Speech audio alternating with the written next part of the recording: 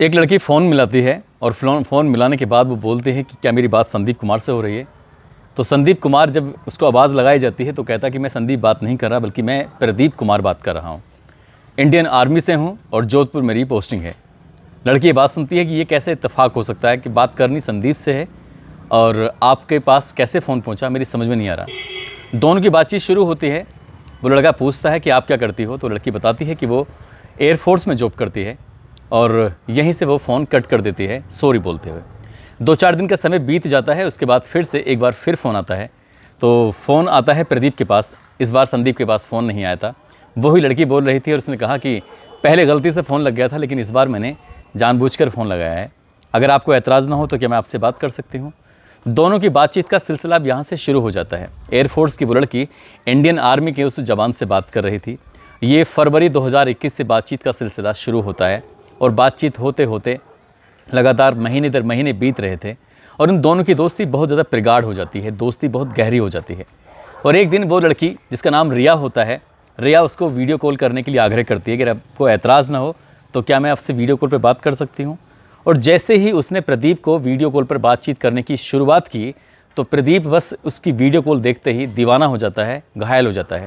दरअसल वो लड़की थी ही इतनी खूबसूरत, उसकी खूबसूरती पर, उसकी बातों पर वो इतना ज़्यादा इम्प्रेस हो जाता है कि अब बस इंतज़ार रहता था कि कब रिया प्रदीप को फ़ोन करे, कब उससे बातचीत शुरू करे।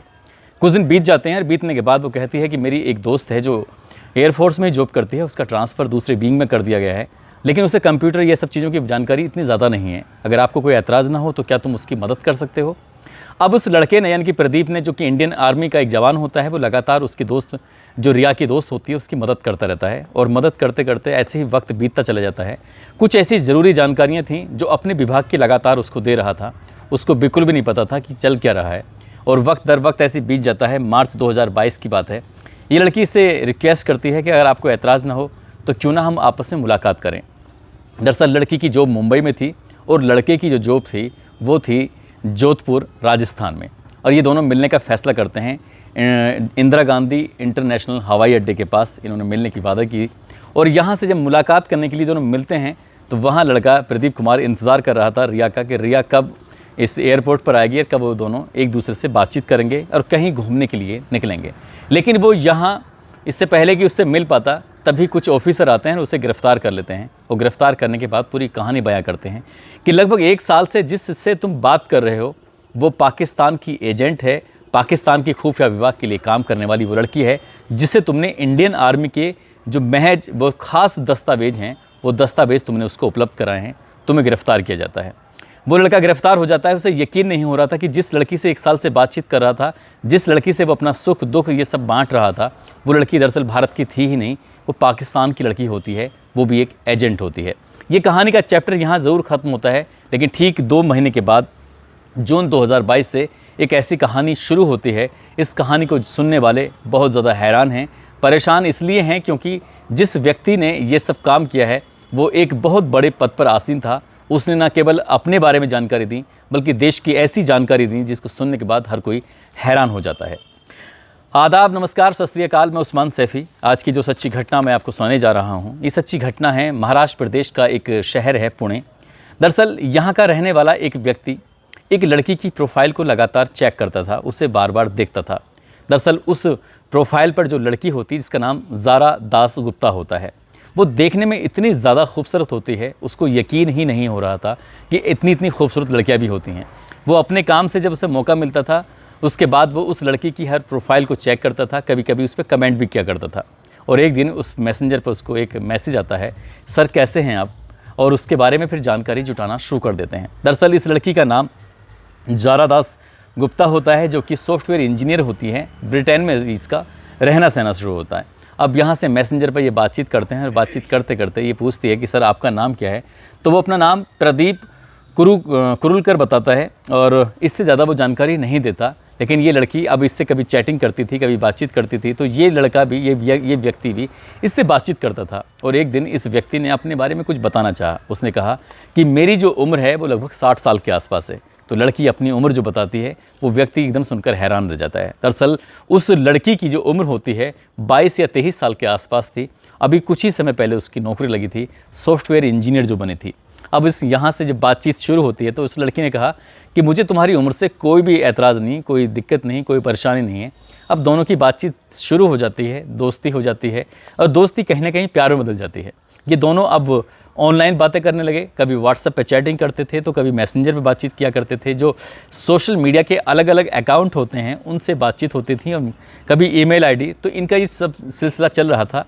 लेकिन एक दिन वो वीडियो कॉल पर जब बातचीत कर रही थी तो उसने ज़रूरत से कम कपड़े लड़की ने पहने हुए थे और ये व्यक्ति जो होता है, इसका नाम प्रदीप कुरुलकर होता है, इस लड़की से बातचीत करते करते कुछ ज़्यादा ही इसकी तरफ इम्प्रेस हो जाता है, क्योंकि उसने जो कपड़े पहने हुए थे वो डिमांड करता है कि जो तुमने कपड़े पहने हैं क्या तुम इन्हें और भी कम कर सकती हो। 60 साल का एक बूढ़ा आदमी उस 22-23 साल की लड़की से उसे डिमांड करता है कि तुम और कपड़े कम कर सकती हो। ठीक उसकी डिमांड मान ली जाती है और उस लड़की ने कपड़े कम कर दिए। जैसे ही कपड़े कम करके बातचीत होती है तो वो उसका इंप्रेशन उसके प्रति और बढ़ जाता है। अब उस व्यक्ति को जब मौका मिलता था तब वे दोनों आपस में खूब सारी बातें करते थे। दिन हो या रात बस इंतज़ार रहता था कि कब इस व्यक्ति को फुर्सत मिलेगी और कब उससे बात करेगा। तो एक दिन लड़की, यानी कि जिसका नाम होता है ज़ारा दास गुप्ता, वो पूछती है कि तुम करते क्या हो। तो वो कहता है कि मैं जो करता हूँ तुम सुनकर हैरान रह जाओगी।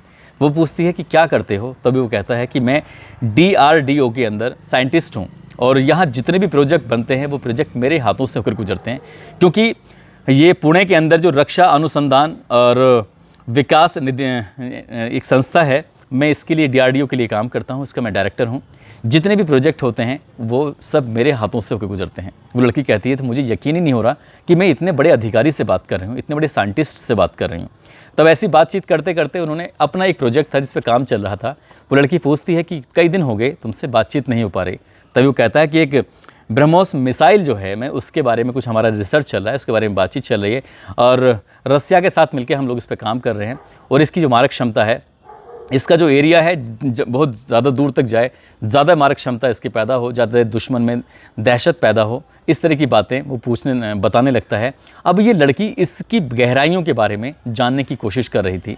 अब चाहे वो ब्रह्मोस मिसाइल की बात हो, चाहे वो लड़ाकू ड्रोन की बात हो, चाहे वो लड़ाकू विमान हो या अग्नि 6 मिसाइल की बात हो। जब अग्नि 6 मिसाइल की बात आती है तो कहता है कि इसको तो लीड मैं ही कर रहा हूँ, ये तो सब मेरे ही अंडर में काम चल रहा है। तो अपने यहाँ की जानकारियाँ वो ऐसे ही देना शुरू कर देता है, उससे बातचीत करना शुरू कर देता है। लेकिन लड़की बीच बीच में उसको वीडियो कॉल कर करके अपना हिस्सा होता था शरीर का, वो उसे दिखाती थी। उसके साथ वो आपस में ऐसी अश्लील चैट किया करते थे। कभी कभी आपस में एक दूसरे के साथ वो गंदी गंदी हरकत भी किया करते थे। ये सब लंबे समय से लगातार चल रहा था। वो बूढ़ा आदमी उस लड़की के लिए इतना ज़्यादा खुश होता है, उसे पता ही नहीं चल रहा था कि वो कर क्या रहा है। वो लड़की जब भी बात करती थी उसके कमरे के अंदर कुछ ऐसी तस्वीरें थीं देवी देवताओं की, तो उस व्यक्ति को बिल्कुल यकीन भी नहीं होता है कि जिससे वो बात कर रहा है वो कोई और नहीं बल्कि जिससे बात कर रहा है वो कोई और ही है। अब वो लड़की ब्रिटेन में रहती है। अपने यहाँ की कुछ फ़ोटोग्राफ्स वो सोशल मीडिया पर लगातार अपडेट कर ही रही थी, बातचीत कर रही थी। इन दोनों की अब व्हाट्सएप से बहुत ज़्यादा चैटिंग शुरू हो जाती हैं और जितने भी, चाहे वो राफेल फाइट के बारे में बात हो या रोबोटिक्स के बारे में बात हो या फिर इंडियन रोबोटिक कंपनी जो होती है, उस कंपनी जो कि इंडियन आर्मी के लिए जो उपकरण बनाती है, उसके CEO से इस प्रदीप कुरुलकर की बातचीत भी होती थी। इसका नंबर भी वो बातचीत में शेयर कर देता है। हर एक जानकारी, छोटी से छोटी जानकारी लगातार वो शेयर कर रहा था और इनकी बातचीत का सिलसिला जो शुरू हुआ था जून 2022 से शुरू होकर दिसंबर 2022 तक तो बहुत अच्छे से चला और अचानक से इनका कम्युनिकेशन धीरे धीरे करके बंद होने लगता है। फरवरी 2023 में ये कम्युनिकेशन पूरी तरह से बंद हो जाता है, क्योंकि इस प्रदीप को ऐसा लगने लगा कि शायद कुछ ना कुछ गड़बड़ है। जिससे मैं बातचीत करता हूँ वो अपने बारे में तो कोई ज़्यादा जानकारी देती ही नहीं है। बस जब भी देखो वो एक ही कमरे के अंदर एक ही लोकेशन पर बैठकर वो बातचीत करती है, जब देखो तभी वहीं पर रहती है। जब इसे थोड़ा शक होता है तो फरवरी 2023 से ये बातचीत करना बंद कर देता है। लेकिन भारत की जो एजेंसियाँ थीं उन्हें शक होता है, जो इसका IP एड्रेस होता है, इसकी जो मोबाइल फ़ोन होते हैं, उसको सर्विलांस पे लगा दिया जाता है, ये देखने के लिए आखिरकार चल क्या रहा है। और जब ये पता किया जाता है तो जिस लड़की यानी कि ज़ारा दास गुप्ता से जिससे बात कर रहा था वो इंडिया की थी ही नहीं, वो ब्रिटेन में थी ही नहीं। उसने जो अपने बारे में बताया था कि मेरे परिवार के, मेरे दादा, मेरे परदादा, मेरे ख़ानदान के लोग आज भी इंडिया में हैं और इंडिया की कोई ऐसी लोकेशन उसने बताई थी जहां हमारी खेती बाड़ी होती है, ज़मीन है, फैक्ट्रियां हैं, इस तरह की चीज़ें हैं और मैं यहाँ आकर ब्रिटेन में नौकरी करती हूँ, सॉफ्टवेयर इंजीनियर हूँ। और इस बातों से वो बुज़ुर्ग वैज्ञानिक उससे इम्प्रेस हो रहा था, उसे अपनी बारीक से बारीक जानकारियाँ दे रहा था। लेकिन जब भारत की एजेंसियों ने जब इस बात का पड़ताल करने की कोशिश की कि हमारे देश की जो जानकारियाँ हैं, जो अलग अलग मिसाइलों की जानकारियाँ वो जा कर रही हैं, तो पता चलता है कि जिस व्यक्ति को उसके लिए रखवाली का डायरेक्टर बनाया गया था, वही यानी कि डीआरडीओ का जो डायरेक्टर है प्रदीप कुलूरकर, वही सारी जानकारियाँ इसको लगातार दे रहा था। तब उन्होंने 3 मई 2023 को इसको गिरफ़्तार किया और गिरफ़्तार करने के बाद जो इसके फ़ोन के एक्सेस अपने फ़ोन में लेते हैं, तब पता चलता है कि इसने बहुत सारी जानकारियाँ अपने विभाग की जो रिसर्च की थी, हमारे देश में जो बड़ी बड़ी मिसाइलें हैं, जो भविष्य में आने वाले में कुछ ऐसी चीज़ें आने वाली हैं, उनकी सबकी जानकारी दे रहा था। और ये जानकारियाँ उस लड़की के माध्यम से सीधा पाकिस्तान के जो एजेंसियाँ होती हैं, पाकिस्तान की खुफिया एजेंसी तक पहुँच रही थी। गिरफ्तारी के बाद जब पुलिस ने इस पर जांच पड़ताल करनी शुरू की है, तो 1837 पन्नों की एक चार्जशीट लगाई जाती है। और 1837 पन्नों की चार्जशीट में इसकी बातचीत के बहुत सारे ऐसे अंश थे, जो चैटिंग थी, अश्लील वीडियो थी, अश्लील फोटोग्राफ्स थे, वो सब इसमें उपलब्ध हो जाते हैं। और जब ये पता चलता है कि 60 साल का प्रदीप कुरुलकर ये सब काम कर रहा था, तो इससे देश को वाकई शर्मिंदगी होती है। लेकिन जब इससे पूछा जाता है कि तुम्हारी शुरुआत कैसे हुई, तो शुरू से लेकर आखिर तक की ये पूरी कहानी बताता है।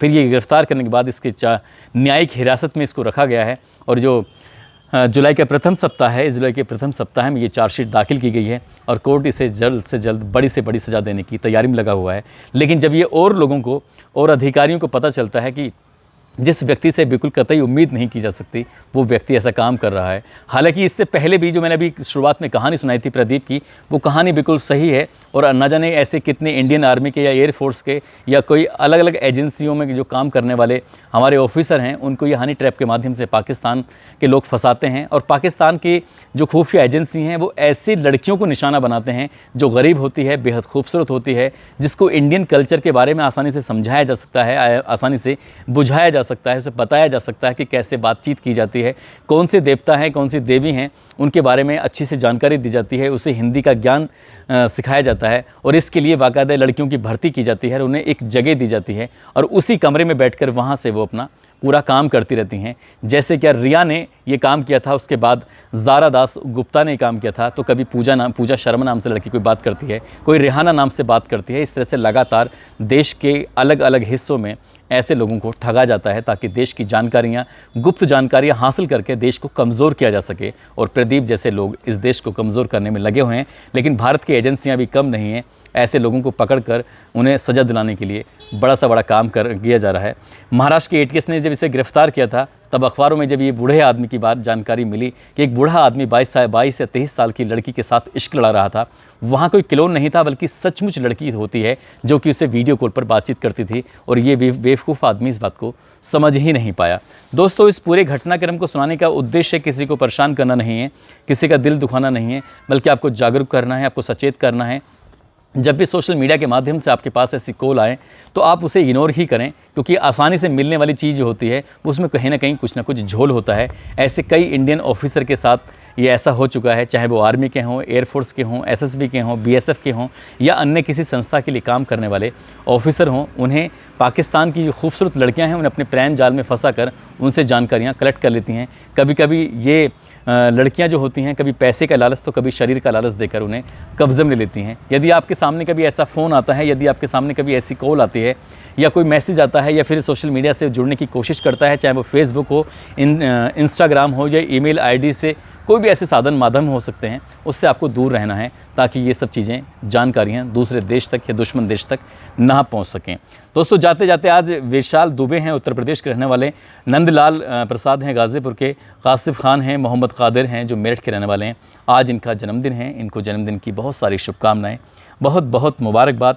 साथ ही उज्ज्वल साहू, नरेश कुमार, साहबुद्दीन, अखिलेश, रूप किशोर, अरमान खान, प्रदुमन यादव, जाकिर शोएब, अजीत सिंह, नारायण सिंह, मुकुल कुमार, महफूज आलम, मोहम्मद असलम, अंजुम खान, इन लोगों ने नाम लेने की अपील की थी। आप सब लोग अपना ख्याल रखें, सुरक्षित रहें। जय हिंद, जय भारत।